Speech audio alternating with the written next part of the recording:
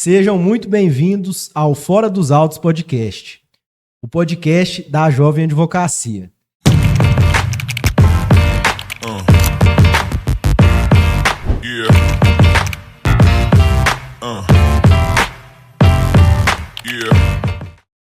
O podcast que tem como intuito tirar o processo e trazer ele para fora dos autos mesmo.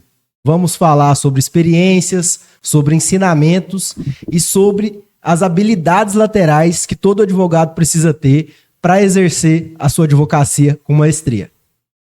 É isso mesmo, pessoal. Então, se você não é inscrito no canal, já se inscreve, assina o Balango Dango aí, deixa o like, entendeu? E vamos acompanhar conosco, tá certo? Tenho certeza que vai ser de grande valia, vai agregar muito na sua carreira, na sua vida profissional. E hoje nós estamos em mais um daquele podcast que não é possível de se perder, é imperdível. Todo jovem advogado precisa assistir esse podcast. Se você não vai assistir, tudo bem, pula para o próximo, você que vai ficar perdendo, tá certo? Hoje nós estamos aqui com o presidente da subseção da UAB de Quirinópolis e Cachoeira Alta, Dr. Osmar de Freitas, também professor universitário, advogado com anos de experiência ímpar, né? Então, já dando a deixa para o Dr. Osmar, se apresenta para o público, conta um pouco da sua história, da sua trajetória, né, suas áreas de atuação. A palavra. Obrigado, Carnielo, obrigado, Amorim. Bom, eu já estou dentro de um escritório há 25 anos. Eu entrei no escritório antes de começar a fazer direito. E isso me deu uma bagagem de experimentação muito grande. A partir do momento que as coisas foram aparecendo, eu fui me qualificando. Especializei, né, tenho mais de 6 especializações na direito material, conforme foram aparecendo as demandas. Então, eu estou em Quirinópolis, né, desde quando eu recebi minha carteira de advogado, ou minha identidade profissional, quem tem carteirinha é clube, né? Mas eu estou em Quirinópolis, fiz minha vida profissional lá, né? Sou professor na Faculdade de Quirinópolis e também estou presidente da subseção, meu mandato de reeleição, fui também por 2 mandatos conselheiros junto do presidente Lúcio no Conselho Seccional. Então, assim, eu sou apaixonado, sou entusiasta da advocacia, eu amo a advocacia, eu amo tudo que a advocacia me proporciona e proporcionou até hoje. Sou até suspeito para falar alguma coisa, né, João? Então, minha banca de advocacia, nós somos 6 sócios, então praticamente a gente faz tudo lá. Hoje eu estou na parte operacional comercial do escritório, então não são todas as demandas que eu atuo, mas acaba que a gente faz tudo lá, né? O FMMR Advocacia. E é isso. Doutor, eu sou um pouco suspeito para poder falar, porque além de ter tido o privilégio de ter sido seu aluno, hoje tenho como amigo pessoal. Toda vez que eu vou no seu escritório, a gente sempre tem um bate-papo muito fluido, um bate-papo que sempre agrega muito a minha pessoa. E hoje o pessoal da técnica aqui vai ter até um pouquinho de trabalho, porque falar tudo que a gente tem para falar só dentro de 1 hora vai ser pouco. Doutor, a gente sempre tem aquela premissa e sempre a gente consegue trocar figurinhas naquele intuito de como a advocacia se modernizou.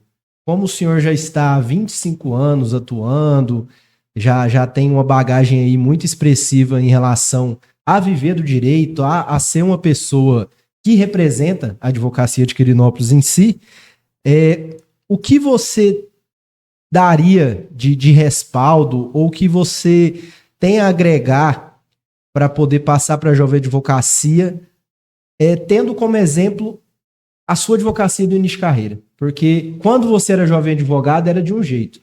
Hoje, como o senhor está à frente da presidência da subseção, tem sócios que são jovens advogados, você consegue ter esse paralelo para falar, gente, olha aqui o que vocês têm à disposição, o que vocês podem utilizar para agregar na advocacia de vocês. Isso sem falar, né? O lapso temporal também. O doutor já começou a advogar lá no período da datilografia, né, doutor? E Não, hoje mas nós estamos eu em não eras cheguei digitais aí. não cheguei a peticionar na máquina de escrever, não. Só preencher Eu guia, sou mais mas jovem, João. só preencher guia, mas peticionar mesmo não cheguei a peticionar, não. Assim,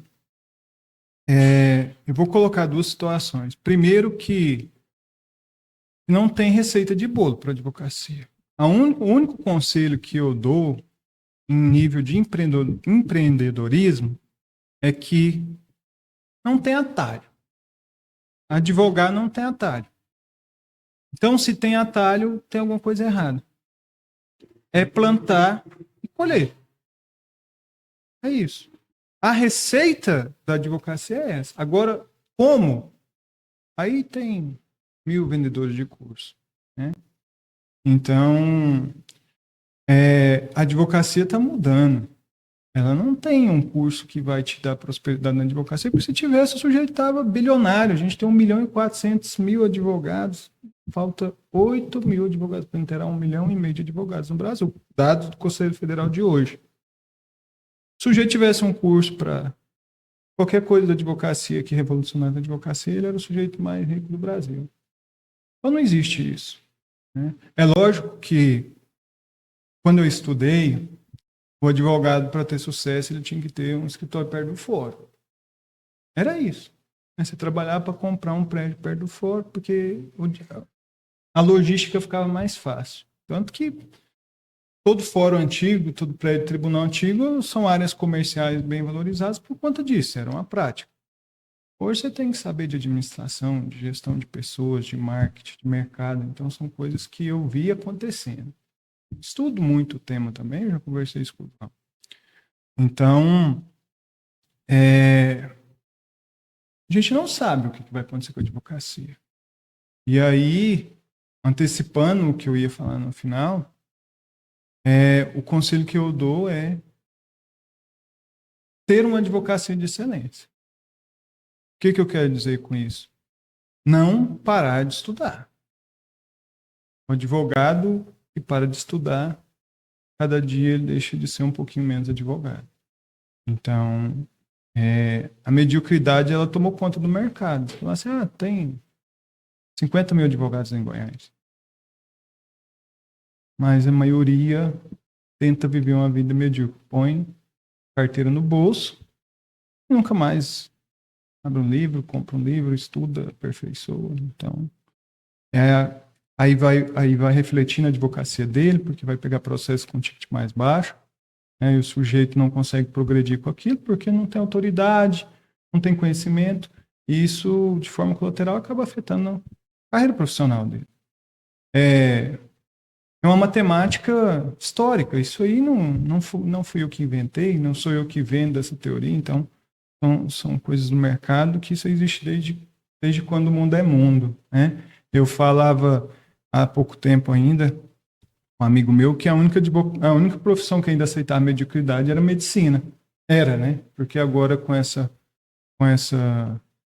expansão dos cursos de medicina, vai chegar na medicina agora também essa guilhotina que a gente tem de parecer, tem mais de uma classe de advogado, tem mais de uma classe de médico. Então, começa a separar essas coisas pelo nível intelectual, pelo que se produz, pelo que você vende como figura de mercado.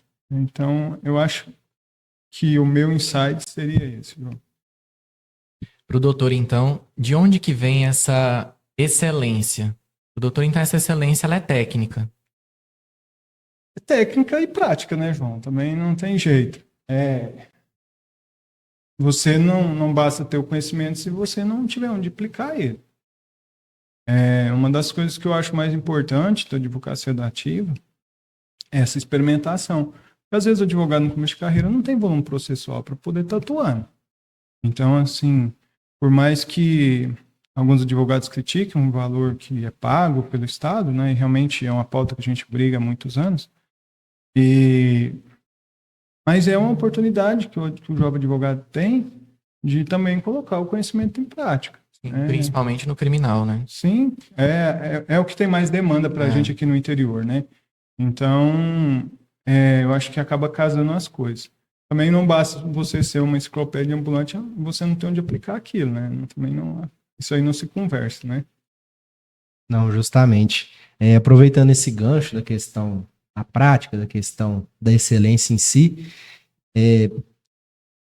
o senhor poderia externar para a gente algo que muita gente deixa passar e eu tenho como experiência própria, que é um divisor de águas, que é uma coisa assim que vai te diferenciar de outro jovem advogado, que é a questão de já estar inserido dentro do processo, dentro das repartições, antes de se tornar advogado. Eu mesmo me formei lá na faculdade de Quirinópolis, tinha muitos amigos muito inteligentes, amigos que era só 10 nas provas, eram pessoas assim que a gente imaginava, nossa, quando virar advogado, será o advogado.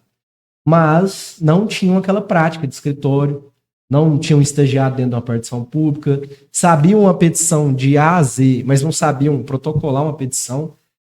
O doutor bate nessa tecla aqui, essa vivência, essa questão de experimentar um pouco da fatia do bolo antes de poder se lambuzar dele, é um diferencial? Isso é inquestionável. Eu sou um dos defensores do estágio profissional. Eu fiz meu primeiro júri no 7º período com meu professor de prática.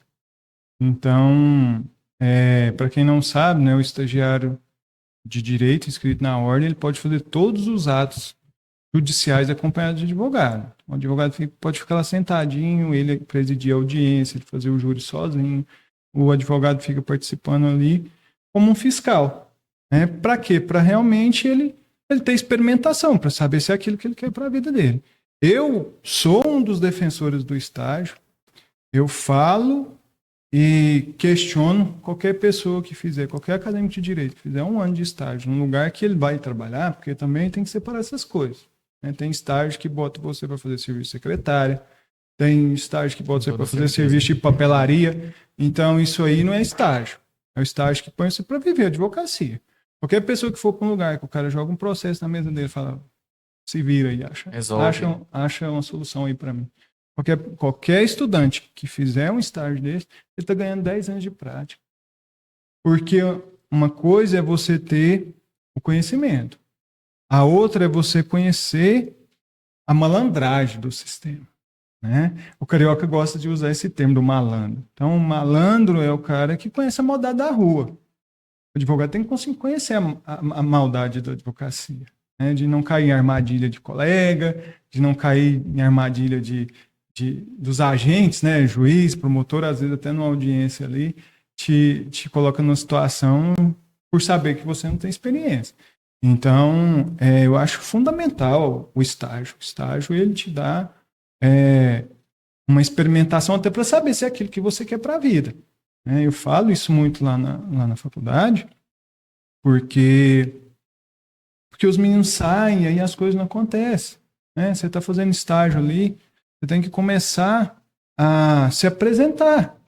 É muito fácil hoje, vocês têm uma janela que não existia na minha época, que são as redes sociais. Então eu falo para os alunos lá no primeiro período, olha, se posicione como advogado, se posicione como uma pessoa que atua na carreira jurídica, comece a consumir esse tipo de conteúdo, comece a publicar esse tipo de conteúdo, comece a se vestir como pessoa do meio jurídico, porque as pessoas vão te ver como uma pessoa do meio jurídico. E quando você faz um estágio, por exemplo, você trabalha com alguém que você já começa a levar alguns processos das pessoas conhecidas suas, né? Que você trabalha ali naquele lugar, normalmente você faz uma parceria com o advogado ali, que você está trabalhando com ele. Ele fala, doutor, traz esse processo aqui, não, vou te dar uma fatia dos honorários, alguma coisa nesse sentido. Aí o sujeito termina o estágio, já tem 100 processos, já tem 200 processos, aí não é cortar, tá? O sujeito começou a plantar antes da hora. Né? Porque aí você pensa assim, o cara pegou o AB, já está ganhando dinheiro. Não, o cara começou a plantar antes. Sim. Porque se você começa a prospectar os seus clientes, depois você botar uma carteira no bolso, vai ter que esperar aquela planta germinar, nascer, amadurecer, você colher os frutos dela. Então é do mesmo jeito. Se você está cortando caminho, você não está cortando caminho, você está antecipando o seu plantio. Né? Então, eu acho que é uma oportunidade de ouro mesmo, qualquer estágio. E aí a gente tem um problema que que é recorrente, né? Estágio remunerado. A gente sabe que todo mundo precisa de dinheiro, as faculdades para cá são todas particulares, aquela coisa toda. Mas é pagar o preço, né, João? É pagar o preço. Porque o que acontece? Você vai ter que pagar o preço. Você tem que escolher sua dor. Que hora você quer sentir sua dor? Depois que você botar sua AB no bolso, chutar seu serviço e falar assim, agora eu vou advogar. Ou você quer sentir sua dor na hora que você estiver na faculdade, que você tiver alguém que te ajude a segurar as pontas, que você ainda está na casa do seu pai e fala assim, eu vou meter o pé nesse serviço aqui, eu vou fazer um estágio, porque eu preciso começar a plantar minhas coisas. Então você tem que escolher a hora de você sentir sua dor. Porque você vai sentir ela de todo jeito. Você fala, eu escolhi a advocacia, eu vou sentir essa dor.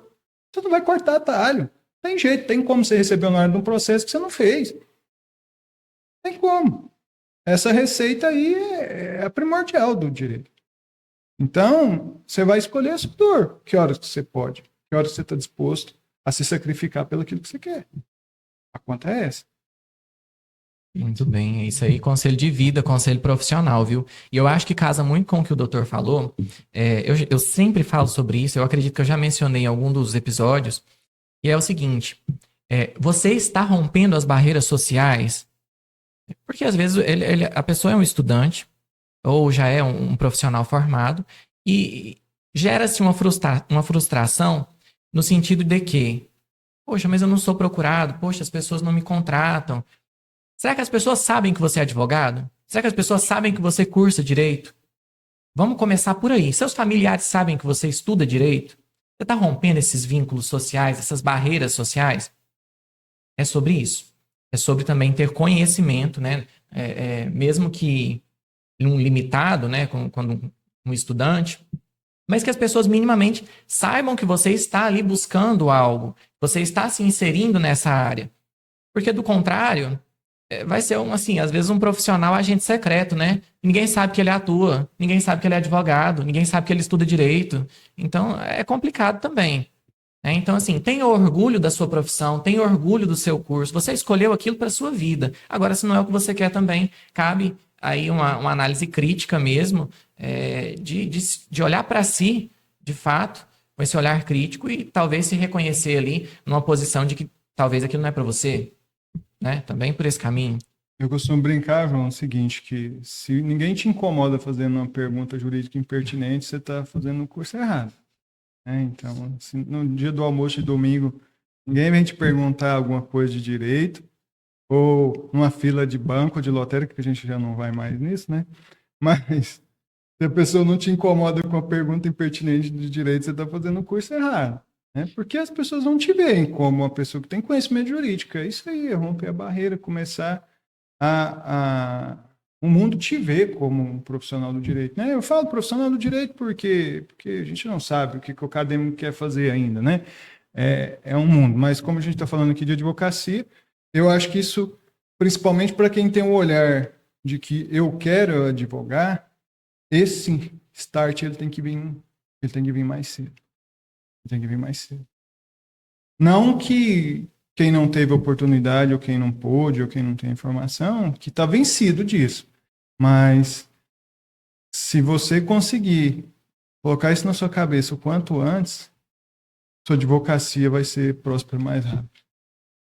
Porque a gente tem aquela condição, e o Dr. Homero pontua muito bem pontuado, que é a questão da advocacia ser uma profissão de médio e longo prazo. Então, se você vai esperar você ter a carteira profissional no bolso, para que você comece a se posicionar, para que você comece a vender o seu peixe, como se diz popularmente falando, como o doutor muito bem pontuou, você não vai estar vencido, mas você já vai estar perdendo um tempo que já poderia estar plantando para já estar colhendo.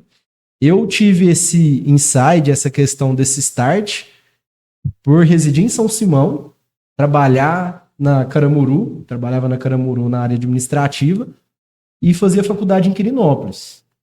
E aí eu cheguei na metade do curso de Direito e falei, cara, falta 2 anos e meio para eu formar, eu não estou dentro de um escritório, eu não estou fazendo um estágio numa repartição pública, no Ministério Público, dentro do fórum, e agora? E aí juntou também com meu pai, tá pensando a mesma coisa, e sou agraciado de tê-lo como advogado já. Vamos pôr que eu tenho de idade, ele tem de profissão na advocacia. E ele falou, João, vem para Cachoeira. Eu já ajudava ele ali nos bastidores, algum dia ou outro, quando estava em Cachoeira, mas ele falou, ó, você precisa começar a viver a advocacia para ver se é isso que você quer. Isso. Porque, como o doutor muito bem pontuou no início, se você não tiver a prática, na teoria é lindo. E se fosse tudo que tá ali no papel, não tinha advogado. A pessoa vai lá, põe o dedo no artigo, fala, ó, juiz, eu quero isso. O juiz ia lá, assinava que seu pedido tá pronto. Então a gente precisa ter essa malícia da hora de pedir, da hora de recuar, da hora de, como se diz, você combinar o honorário com o advogado, com o cliente. Eu tinha aquela assim, o cara chegou de caminhonete aqui, se eu falar 5 mil, ele paga 5 mil, meu pai. Não. Esse cara aqui, se você não parcelar em 5 de mil, ele vai no outro ali que vai fazer por 4 mil e ele vai pagar do jeito que ele bem entende. Então você já amarra ele, falando que ele pode dar uma entrada de 1.000 e mais 4 parcelas suscetíveis. Você sabe por que o estágio é importante? Eu vou te cortar aqui para aproveitar o gancho. Porque a faculdade não forma advogado. Como não forma juiz, como não forma promotor, nem delegado, nem nada. E aí, você não estuda precificação, você não estuda negociação, você não estuda administração, você não estuda economia. O marketing em si. O marketing, né, que hoje é o pilar existencial para qualquer advogado que esteja começando. Então, você não aprende isso se não for vivendo, né? E é isso que o João fala. Não adianta você achar que sabe cobrar, que você sabe precificar, que você sabe negociar, porque cada cliente tem uma visão de mundo, cada cliente tem uma percepção de onde você menos espera. É um cliente que te paga à vista, de onde você menos imagina o cliente dar o cano. Então, são essas coisas, né? Principalmente da gente que vive uma realidade de interior. Então, é isso aí. Precisa dessa malícia, desse jogo de cintura, porque eu tenho aquela condição do seguinte: se eu me compromissei a atender a pessoa, não vai ser a questão monetária que vai me impedir de fazer o serviço. A gente sempre tem aquela base da tabela da OAB para a gente ter um norte, mas a gente também tem que entender a realidade do interior. Se em Goiânia tal serviço cabe cobrar 8 mil, 10 mil que seja, no interior você tem que pegar aquela média de mercado. Você vai, manda um alô para um colega, doutor, você tem mais habitualidade de fazer esse tipo de serviço? Quanto que o senhor cobra? Não, o outro colega falou, esse serviço talvez se precisar ir para a segunda instância é mais complicado, então pode cobrar tanto. Então a gente precisa ter esse jogo de cintura para não deixar a peteca cair mesmo. Sim. E aí eu quero nesse ponto já trazer uma pergunta até um tanto quanto provocativa para o Dr. Osmar, e é relativa a algo que ele já até mencionou aqui, sobre a questão de venda de cursos, venda de uma expectativa, né? E perguntar para o doutor o seguinte: da sua perspectiva de anos de experiência, cerca de 20 anos na área da advocacia, hoje nós temos mais oportunidades ou mais ilusão? No sentido de que se a internet hoje tem vendido mais ilusão. João, João, viu? Não tem jeito. São João João Quadrado. João mesmo. Eu não vou chamar vocês pelo sobrenome, não. Eu não sou anticurso. Tá? Eu quero deixar isso claro. O que eu não defendo é um milagreiro. Porque eu acho que a gente vive uma posição de mercado e você tem nichos para trabalhar. Então, eu não estou falando que não funciona. Funciona, vai achar alguém para me contestar aí. Né? Só que não vai revolucionar a sua vida. Né? Perspectiva de mercado. Agora, falar, não, tem um cara aqui que me vende um curso que eu consigo prospectar no Brasil inteiro. Beleza. Aí eu falo, vai aí. Agora, tem as nuances disso tudo, né, João? Você falar assim para mim, é mais fácil ou é mais difícil? E depende do ponto de vista. Porque eu acho que hoje advogar é mais fácil. É mais fácil advogar. O mercado é mais difícil. Porque você concorre com gente grande, que talvez não existia 20 anos atrás. Não existia o acesso, né? Então, hoje você faz tudo online. Chegar aqui, o sujeito falar assim, olha, eu tenho uma questão tributária aqui, para você entrar com uma da segurança, você perder um crédito tributário. Eu falar para o sujeito aqui, olha, eu cobro 10%, quanto que vai dar? R$400.000. O sujeito consegue um advogado de grandes empresas pelo mesmo valor. Conversando pelo Instagram, por WhatsApp. Às vezes o algoritmo já escutou a conversa dele e já joga o anúncio. Então, o que acontece? Aí fica difícil de você competir. Eu acho que tem alguns nichos que fica difícil você competir com a democratização que a internet trouxe. Agora já tem outros que abriu, não foi nenhuma porta, né? Foi uma porteira. Então, tem várias nuances isso aí. Eu acho que depende muito da lente que você tenta enxergar isso. Mas eu acho que, ao fim e ao cabo, é melhor do que pior, né? É só não se iludir demais com essas coisas, né? Muitos cursos, o sujeito tenta te dar um curso ali e você não entende a dinâmica do negócio para chegar no final e ele virar um parceiro seu de serviço. Ele quer vender uma parceria. Ele vai lá, te mostra que tem resultado, acaba que você não consegue executar aquilo. Eu tenho certeza que vai ter alguém que vai falar, foi desse jeito comigo mesmo.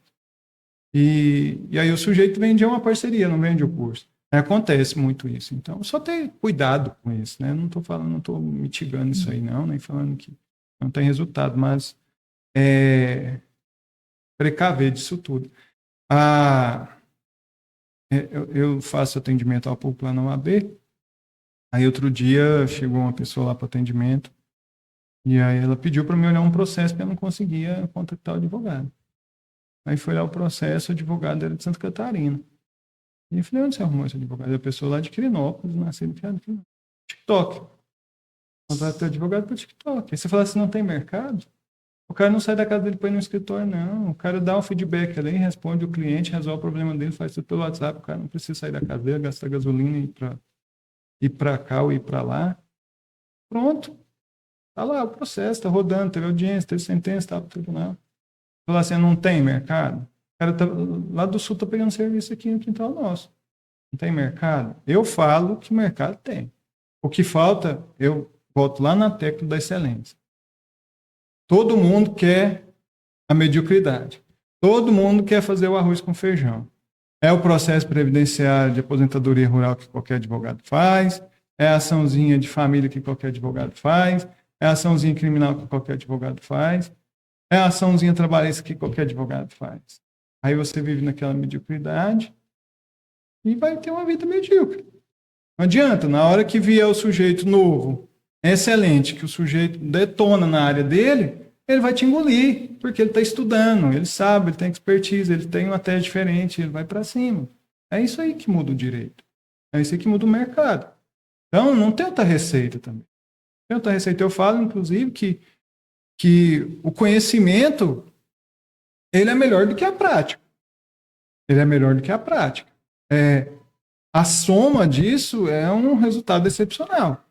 Mas o sujeito que é excelente, ele consegue um estágio, ele arruma um serviço, ele consegue um serviço, ele consegue uma sociedade. E a pessoa senta ali, você separa o joio do trigo. Você fala assim, esse cara aqui é bom. Eu quero ele comigo. E é bom, eu quero ele meu sócio, eu quero meu parceiro de serviço. Mesmo que ele não tenha prática. Então, é por aí. É a pessoa que está para o jogo, realmente, né? Eu já tenho uma perspectiva um tanto quanto muito crítica, né, quanto a essas vendas de curso, porque isso trouxe uma certa perspectiva de mercantilização em si da advocacia. Eu tenho visto até muito marketing. Eles começam o vídeo assim, eu faturo 1,5 milhão na advocacia. Então, assim, você quer se iludir? Se iluda sozinho, tá? Eu sou uma pessoa muito crítica. Eu acredito que nós temos cursos muito bons, fiz muitos cursos bons de prática, de advogados, assim, experientes, de renome, que passam realmente um conteúdo. Agora, eu sou um pouco cético quanto a esses cursos sendo vendidos aí a rodo, né? Compre meu curso e fature 1,5 milhão, né? Se o cara tá faturando 1,5 milhão, pra que ele tá vendendo curso? Né? Então, ninguém vende a galinha dos olhos de ouro, né? Sim. Então, sabe o que eu vejo nisso aí, João? Pra gente encerrar esse assunto, já te cortando? É que tem coisa que talvez não serve pra gente. Então, não é que não funciona, mas você tem que ter essa percepção. O sujeito chega ali, você vai para uma cidade igual a capital, metade da advocacia está em Goiânia. E está indo embora. Por quê? Porque o PIB, o dinheiro está na capital. né? Então, o sujeito arrenda uma propriedade rural aqui em São Simão, recebe 20 milhões por ano e mora em Goiânia. A riqueza do município ele está gastando na capital. Ele contrata Sim. advogado lá, ele compra imóvel lá, ele faz negócio lá. Então, tem dinheiro, o negócio gira. Talvez você tenha uma banca pequena lá, compra um curso de nichado para um determinado produto, porque é o que eu falo, talvez isso não funcione para você. Você está ali fazendo um curso nichado para um produto. Eu estudo mercado. Você está lá, estou aqui nichado para produto. Não tem. Tem mercado para você. Você está numa cidade de 20 mil habitantes. Você vai fazer, quer um picareta? Não, você está no lugar errado. Esse curso não é para você. Não é para você. Isso aqui é para o cara que está lá em São Paulo, o cara que está no Curitiba, o cara que está na capital. Então isso não é para você. Então tem que ter cuidado com essas coisas. Porque não serve para todo mundo. E tudo que vem muito barulhento, né? Você vai escandaloso demais, é para chamar atenção. Tem alguma coisa errada naquilo ali. O sujeito já está chamando atenção, porque se eu quero trabalhar, o cara não precisa mostrar número para mim. Ele vai me dar o curso, eu vou achar um número. Por quê? Porque a pessoa não vai no aprendizado. Ela vai querer ganhar dinheiro. Vai querer ganhar dinheiro. Para a gente finalizar esse assunto em si, o projeto nosso está tendo muita aceitação na questão do quê? Da gente demonstrar que a dificuldade do outro jovem advogado, que ele pensa que só ele está sofrendo aquilo, é a dificuldade de todo advogado que está no início de carreira. Eu tenho uma experiência profissional que até o Dr. Osmar foi o meu oráculo e cantou a pedra do que ia acontecer, que como a gente está no interior, advogado de interior faz de tudo um pouco. Mas como eu estava dentro do órgão público, trabalhava como chefe de compra, secretário de licitação, eu falei, por que não me qualificar para, quando estar como advogado, poder prestar esse serviço que às vezes eu via falha no interior, que é aquele serviço daquela consultoria legislativa, daquela consultoria licitatória. Então foi algo que eu quis me profissionalizar para poder ser aquele produto carro-chefe no escritório, ser algo que eu me diferenciaria de outros profissionais, porque esse assunto de licitação é um assunto muito chato, é um assunto que, se você não tiver a prática, é algo que você lê e não absorve, é algo que passa batido. Então, me qualifiquei nessa área, depois que peguei a carteira profissional, não tive a oportunidade que eu almejava de estar dentro do órgão público e ser visado para poder prestar consultoria por estar dentro do órgão público. E o doutor Osmar me cantou a pedra, falou, João, advogado de direito público, o da cidade não presta. Presta o de fora. O santo de casa não faz milagre.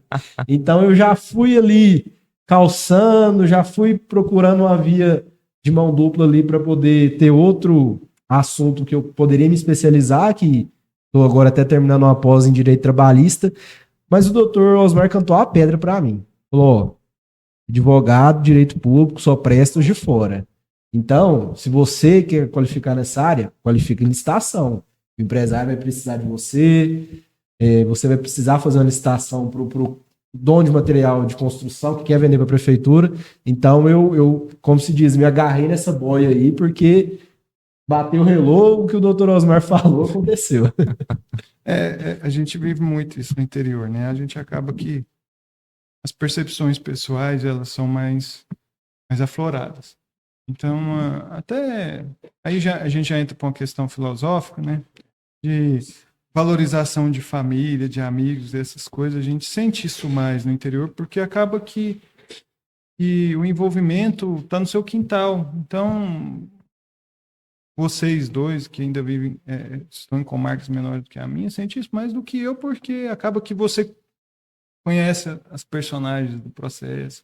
Então, qualquer coisa fala assim, o João, filho do fulano, né? Essa coisa, não, mas isso não vira nada, não. Esse menino formou aqui no quintal. E aí tem aquelas coisas do pré-conceito mesmo, né? De você conceituar antes de acontecer. E a gente vive muito esse julgo no interior. A gente vive muito esse julgo no interior. É uma situação que a gente tem que ter psicológico para encarar essas coisas, né? E acaba assim, eu tive a oportunidade de trabalhar na advocacia pública dos dois jeitos, né, João? Dentro de casa e fora de casa. Então, é uma percepção que eu tenho da prática mesmo, né? A gente conversou muito até antes de você começar a trabalhar nessa área. E eu sei o quanto é doloroso isso aí, né? Isso aí cortando na pele. Mas, enfim, é isso, né? É os ônus e os bônus. Eu já tenho uma perspectiva também, eu concordo muito com o doutor Osmar, é difícil vencer essas barreiras para o jovem advogado, mas como jovem advogado que sou e aguerrido também, né? A gente tem que... inventário também, né? Eu quero fazer... Brincadeira. A gente tem que buscar os meios de romper as barreiras. Se a barreira é experiência, como você vence a experiência? Com técnica, né? Talvez sendo um profissional mais atualizado, talvez sendo um profissional que está mais a par das inovações jurídicas, né? Por exemplo, inventário hoje é muito diferente do que seria há 25 anos atrás. Hoje a gente fala em holdings, né? Hoje a gente fala em planejamento sucessório, né? Então, a gente tem uma série de inovações que foram aí advindo com o tempo e que talvez você, jovem advogado, vai estar mais atualizado. Será que você está fazendo esse capital social para essas pessoas saberem do seu serviço, da sua especialização? Eu acho que também esse caminho é interessante. Apesar das barreiras sociais que a gente tem a romper, né? E é para isso que o jovem advogado tem esse espaço aqui, né? Para dialogar sobre isso. Eu acredito que é sim um caminho desde que você tenha a competência, desde que você tenha a expertise técnica e que você mostre ali, sim, sou jovem advogado, mas sou o mais atualizado. Sou o jovem advogado que está mais competente para receber seu caso no meu escritório. Acho que esse caminho é interessante. É longe de mim querer nichar também para os velhinhos, né? Mas eu concordo com você.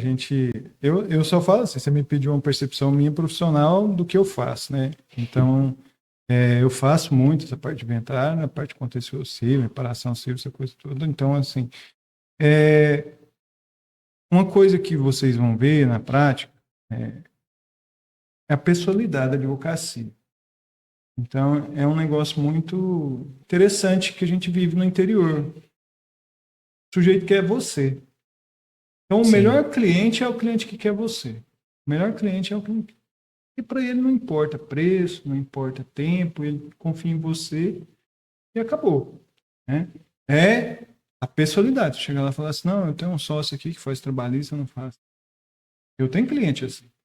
Eu tenho que fazer tudo. Desde a sogra dele que está processado por maus tratos animal, ao cunhado que tem uma trabalhista, ou a empresa dele, eu tenho que fazer tudo para ele, porque confia em mim. E mesmo quando às vezes é um sócio, um associado do doutor, o cliente ainda olha e fala assim, mas você vai estar cuidando do meu processo, você vai estar fiscalizando meu processo. Às vezes nem fala que vai ser um amigo que vai fazer, sim, um sócio, não. Não vou me comprometer, mas é por aí. Então, tem muito disso, né? O chamado que eu falo é nesse sentido aí, não que não tem mercado para jovem advocacia, pelo contrário. Eu acho que os jovens advogados são mais inventados que os velhos, né? Então, não é uma premissa minha isso, não. Até porque a advocacia experimentada ela é muito litigiosa. Ainda existe muito essa cultura litigiosa do advogado antigo, né? Do advogado experiente. Então, para ele tudo é arrastado, tudo tem que demorar. Então, ele não acredita na celeridade, nessas coisas. Eu acho que um pouco o judiciário não avança por conta disso. Eu vejo isso muito. Eu vejo muito isso. Até a resistência às tecnologias do advogado experimentada é por conta disso. Ele ainda vive aquela litigiosidade, né? Vamos pôr no papel, ao invés de marcar uma audiência processual, não, vamos fazer. Vou lá pegar a cópia do processo. Eu não converso com advogado antes de processo, não ligo para advogado antes de processo. Coisas, elas engessam muito a entrega jurisdicional. Não, até para poder acrescentar e para a gente finalizar esse assunto em si, é algo que eu vejo do interior. O doutor já adiantou do jovem advogado para o velho advogado, no caso. O jovem advogado, ele tem que entender o seguinte, ele tem que utilizar todas as ferramentas que estão ao seu dispor para fazer o quê? Peguei o cliente, o mais rápido possível, possivelmente, vou entregar o resultado para ele. Porque um cliente satisfeito é a melhor propaganda que você pode ter. Ele vai falar para o vizinho, ele vai falar para o amigo, ele vai falar para a família. Meu secretário-geral, Dr. Lindolfo Neto, ele fala isso, né? Ele fala assim, ó, seu cliente, ele quer o ovo do pato. Fala assim, eu quero o ovo do pato. Ele, não, mas o pato não bota ovo, quem bota ovo é a pato. Ele não quer saber. Você entrega o ovo, acabou, o cliente quer o ovo. É uma questão filosófica, se você tem mestrado, doutorado, PhD, o cliente não... Lógico, tem cliente que dá valor nisso, mas a maioria não. É que é resultado.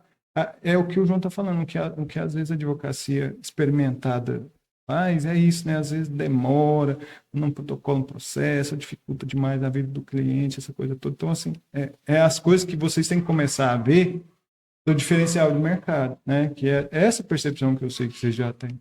Mas é por aí. Não, eu tenho isso como condição, porque eu experimentei o seguinte. Ah, não, virei advogado, não vou gastar com o escritório agora, não. Pra quê? Eu atendo de casa mesmo, vou lá no fórum, atendo pessoal. E aí me deu um start assim, cara, se eu não tiver um escritório, eu não vou ser considerado um advogado. Dentro do interior em si. Então fui, organizei junto com a minha esposa pra gente abrir um escritório. Tem o ponto lá.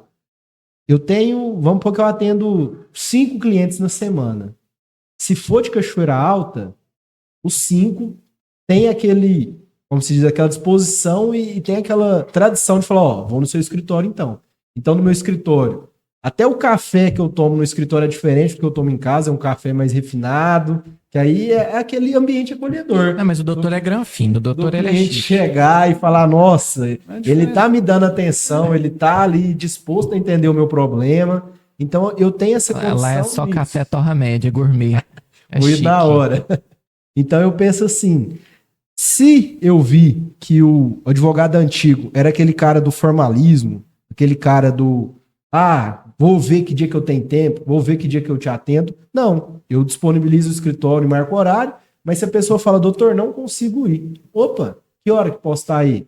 Bato na porta, já entro, vamos ali para a área, vamos conversar, porque a gente tem que utilizar dessa gana e ultrapassar essa barreira, foi o que o doutor Osmar falou. Você tem que pensar que você vai tomar o meu cliente. O que você vai fazer diferente que eu não faço? Que vai ser algo que vai agregar, que vai consolidar a sua clientela ali. Sim. Isso aí é percepção de mercado. É coisas que não existia. Então, assim, não adianta. Se eu vou pensar, tudo tem muito. Muito médico, muito advogado, muito contador, muito economista, muito odontólogo. O sujeito começar a pensar que Tá tudo o saturado, mundo né? é igual 20 anos atrás, 30 anos atrás, porque é assim. Vou fazer uma manifestação política. Vocês podem reparar o sujeito que tem um avô formado é rico. Pode ver. Meu avô era médico, meu avô era advogado. O cara é rico. Por quê? Porque a faculdade era um negócio de rico. Sim. E aí a cultura da mediocridade começou aí. Por quê? Porque quem fazia faculdade é quem tinha dinheiro. O sujeito fora da curva, ou era o que o pai vendeu tudo para poder formar ele, ou era um que tinha um padrinho rico e falou, vou tirar esse cara da miséria.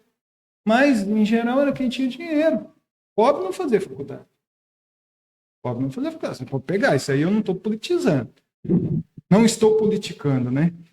E aí o que acontece? Com a democratização do ensino, que eu tenho como uma coisa boa, Com toda certeza. você criou oportunidade para mais pessoas. Só que aí você tem que começar a ver o seguinte.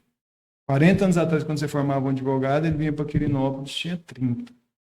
Aí, 30, 10 advogados. Aí o sujeito precisava de um advogado, ele tinha que ir no que podia atender ele. Não tinha como escolher. Só tinha aquele. Precisava, a cidade precisava de 20 contadores, tinha um. Ele podia escolher se ele era bom, se era ruim, se era medíocre, se ele estudava, se tinha oratória, se sabia fazer júri, se ele tinha estudado economia, se ele tinha estudado marketing. Não interessa, o cara tinha serviço. Tinha oferta, mas não tinha produto.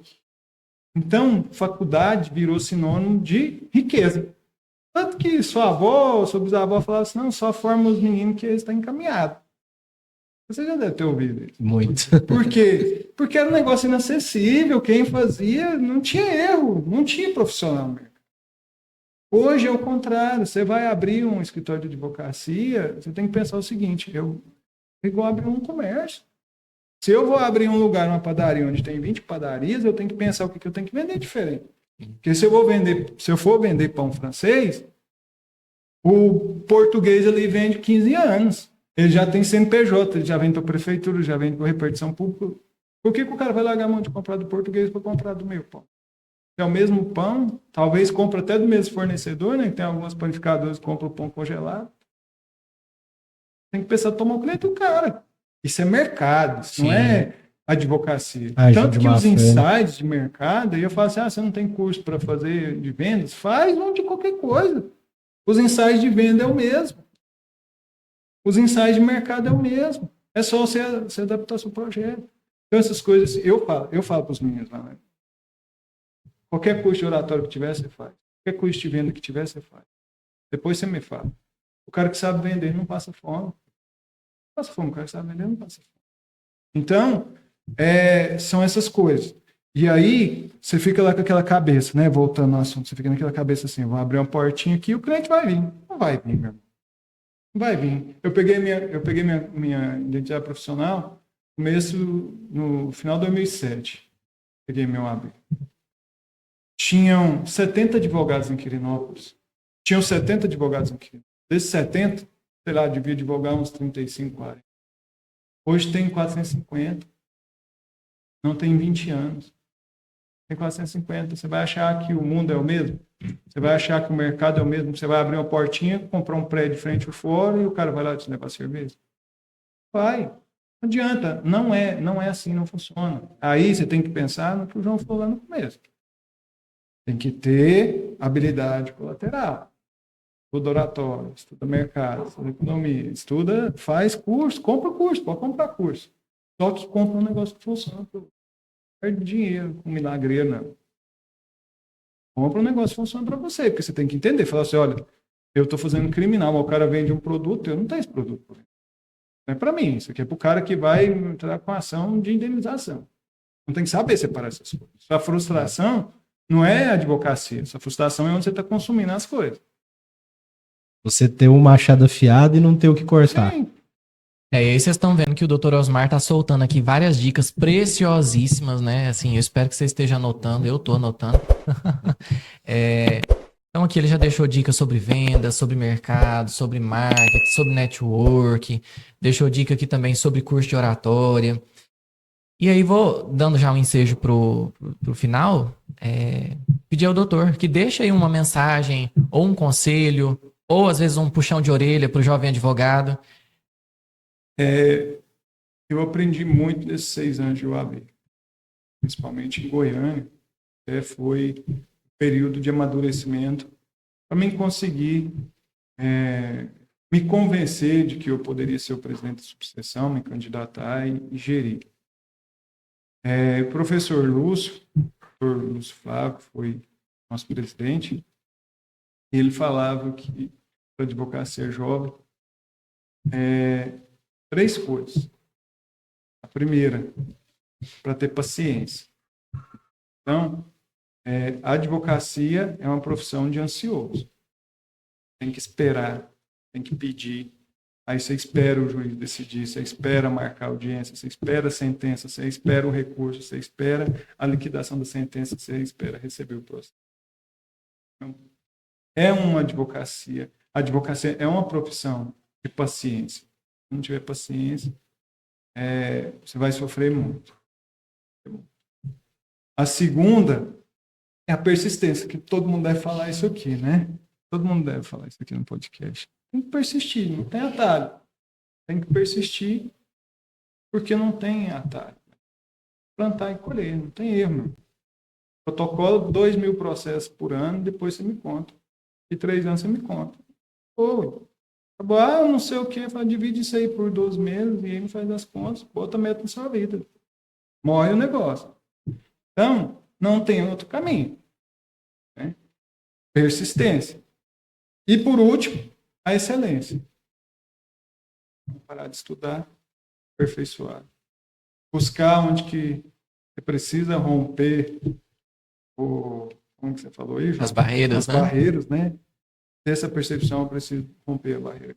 Onde que está meu problema? No marketing? Na minha posição de mercado? No que eu estou fazendo? Como eu me comporto? Como eu me visto? Como eu apresento? Onde que está essa da excelência que você vai fazer?